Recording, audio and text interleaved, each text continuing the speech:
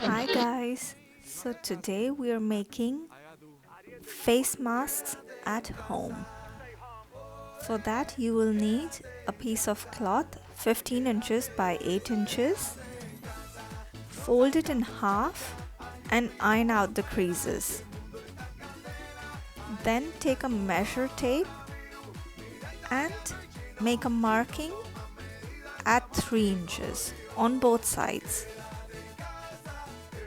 We will also need 2 pieces of elastic 7 to 8 inches long. So cut those and leave those aside for now. Back to the cloth, we will sew up to the point, up to the marking that we made earlier. What that does is it gives us a small gap in between, which will serve as a pocket for a filter. That's how it looks.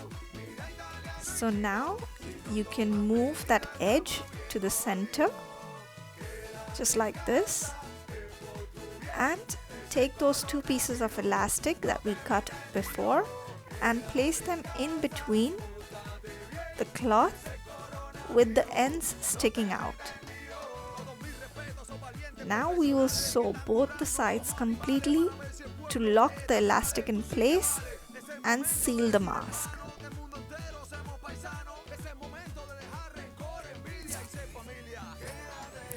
A big thank you to Mom for doing the sewing.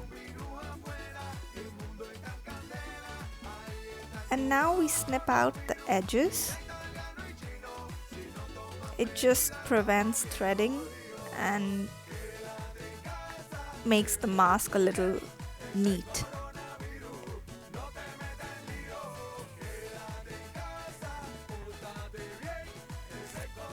Okay, so now we use that pocket, that gap, to turn the mask inside out, just like this.